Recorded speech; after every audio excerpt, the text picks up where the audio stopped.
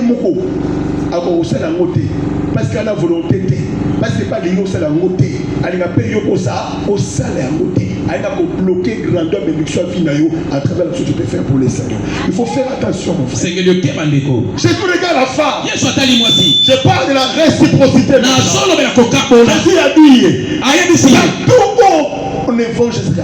Bisika nyoso ba côté ya sango. Tout on annoncera de l'évangile. Bisika nyoso ba côté ya sango yo. On parlera de toi aussi. Ba kolobela pe kombo na yo.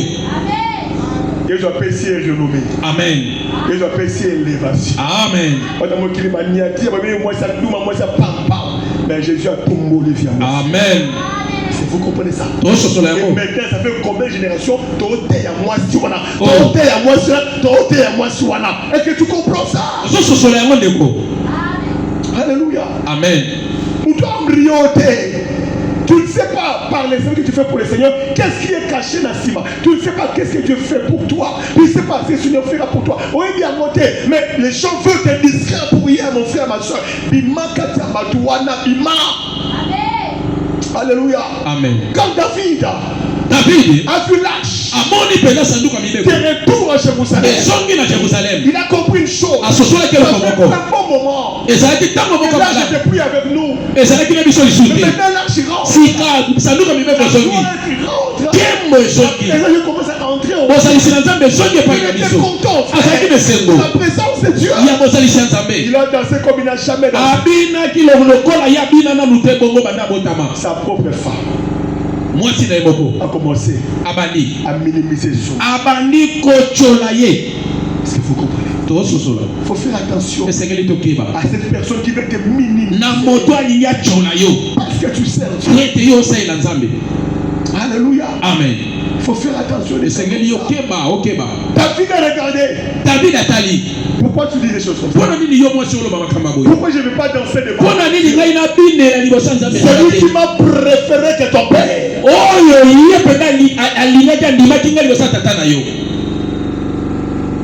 Je peux encore faire plus que ça.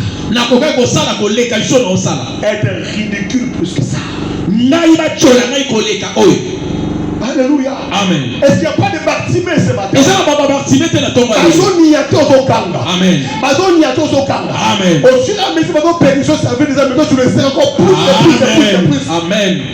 Vous comprenez ça? Au fur et à mesure, il vient te décourager. Tu ne pas donner le meilleur à Dieu. Toi, tu continues à donner toujours le meilleur. Tu continues toujours le meilleur à Dieu. Yes. Pourquoi?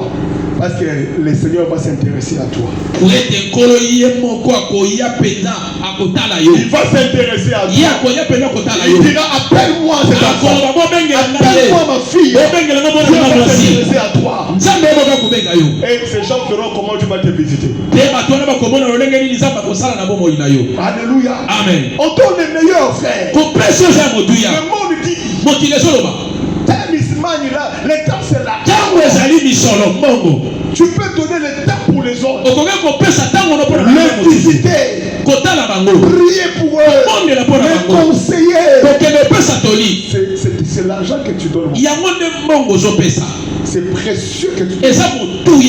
Est-ce que tu le fais? Mais pour Dieu, et tant qu'on donne à Dieu, c'est plus que l'argent qu'on peut donner. C'est plus que le matériel. Il a dit seulement donne-moi le temps. Prends un temps devant moi. Prends le temps à m'écouter. Prends un temps à méditer ma parole. Prends un temps à chercher ma face. Quand tu n'as pas toujours le temps. Tu n'as pas toujours le temps. Est-ce qu'on donne le meilleur? Est-ce qu'on donne le meilleur?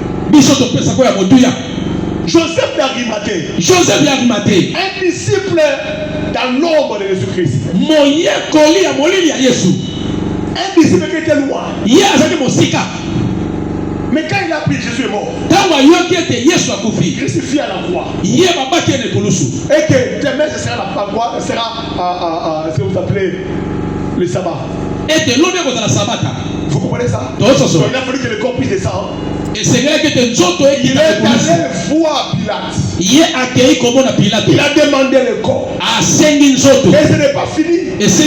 Il a donné son propre sépulcre. Il a donné sa bouche pour qu'on enterre Jésus. Laisse-moi te dire, cet homme était riche. Il était riche. Il a dit qu'il était riche. Mais il était un disciple de Jésus. Il y avait entre eux Christ la connexion. Et dans la connexion, qu'est-ce qu'on fait? Il y a des chants. Il y a échange. Il a donné. Il y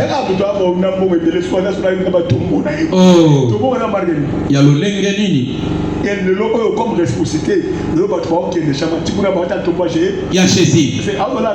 Mbongo. Site touristique. Parce que comment est-ce qu'on